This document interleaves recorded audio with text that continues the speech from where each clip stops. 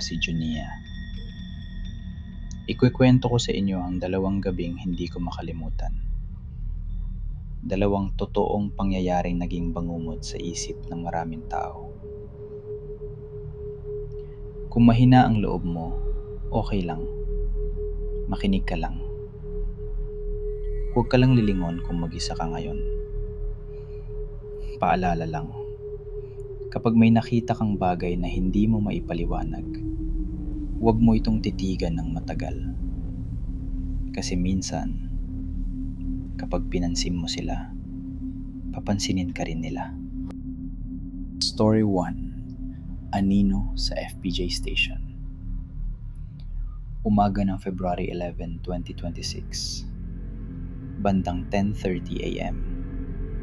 Mainit ang hangin sa EDSA, pero malamig ang pakiramdam sa platform ng LRT-1 Fernando Poe Jr. Station. Normal ang lahat sa unang tingin. May nagmamadali papasok sa klase, may naka-earphones, may bantay na paikot-ikot lang ang tingin. Pero may isang bagay na napansin ng ilang saksi. Isang maitim na anyo sa dulo ng platform na parang nakatayo, pero walang mukha. Hindi nila pinansin. Kasi sa umaga, sino ba ang maniniwala sa multo? Kaya balik ulit sila sa cellphone, sa pila, sa sarili nilang mundo. Tapos biglang may sigawan. Isang 23 anyos na estudyante ang nahulog mula sa platform area. Ilang segundo lang ang pagitan ng hiyaw at katahimikan. Rumispond agad ang safety at security personnel.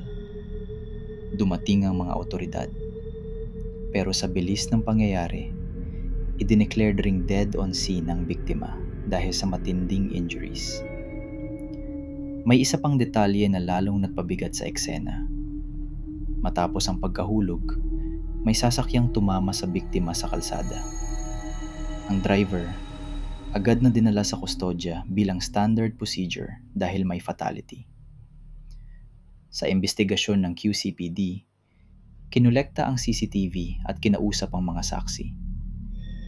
Sa paunang findings, walang malinaw na negligence sa panig ng driver. Kinabukasan, matapos ang notarized na sulat ng ama na hindi na magsasampa ng kaso, na-release ang driver. Sa hiwalay na pahayag, sinabi ring wala silang nakitang contributory negligence sa management ng LRT-1. At dahil sa nangyari, nire-review ng NAPOLCOM at PNP ang traffic procedures para maiwasan ang kaparehong legal na gulo sa susunod. Ayon sa LRMC, nakikipag-cooperate sila sa mga otoridad, nakikiramay sa pamilya, at hindi na apektuhan ang operasyon ng LRT-1 noong araw na iyon. Tumuloy ang biyahe. Tuloy ang mundo. Pero may tanong na naiwan sa platform. Bakit may mga taong na nagsasabing bago ang sigawan, may nakita silang aninong nakasandal sa railings at nawala bago dumating ang mga guard? Simula noon, may ilang commuter na umiiwas sa pinakadulong bahagi ng platform, lalo na kapag 10 AM ng umaga. Lalo na kapag parang may nakatingin sa'yo, kahit wala naman dapat. At kung mapapadaan ka roon, pakinggan mo ang ingay ng tren. Minsan, sa pagitan ng preno at ugong ng bakal, may maririnig kang mahinang boses. Halika dito, tumalon ka. Akala mo tapos na. Hindi pa. Dahil may isa pang lugar na punong-puno ng ilaw. Pero mas madilim ang alaala. Story 2. Itim na SUV sa Terminal 1. Umaga ng May 4, 2025. Sa departure area ng Naiya Terminal 1, maraming pamilyang nagpapaalam. May umiiyak, may nagyayakapan, may nagmamadali sa check-in. Isang itim na SUV ang nakahinto malapit sa walkway.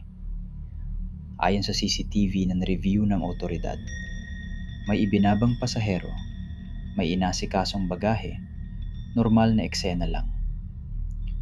Walang kahit anong warning. Tapos sa isang iglap, biglang bumilis ang SUV at rumagasa sa harap ng terminal. Nagkagulo, nagtilian, basag ang salamin, takbuhan ng mga tao. Dalawa ang namatay, isang 29 anyos na lalaki at isang 5 taong gulang na batang babae. Ilang iba pa ang nasugatan. Ang driver, dinala sa kustodiya at isinailalim sa investigasyon. Sa mga paunang ulat, tinitingnan kung may technical na problema ang sasakyan o ibang dahilan kung bakit ito biglang bumilis. May pahayag din na sa puntong yun, mukhang hindi sinadya ang nangyari. Pero tuloy pa rin ang masusing investigasyon. Sa mata ng kamera, malinaw ang galaw ng sasakyan. Pero sa mata ng ilang tao, may isa pang detalye na hindi pumapasok sa ulat. May babaeng nakatayo raw sa refleksyon ng glass panel. Walang galaw, walang blink, at biglang nawala kasabay ng unang sigaw. Isang cleaner pangaraw ang nagsabi, "Pag madaling araw, may naaamoy akong pabango na parang sampagita. Pero walang tao sa harap ng pinto." Walang kumpirmasyon, walang ebidensya, pero paulit-ulit na kwento. Alam mo ang pinakamasakit sa lugar na yon? Hindi ang basag na salamin, hindi ang yupi ng bakal, kundi ang tunog ng mga boses na naghahanap ng sagot na hindi na mababawi ang oras. At mula nun, may mga airport worker na tumitingin muna sa reflection ng pinto bago lumapit.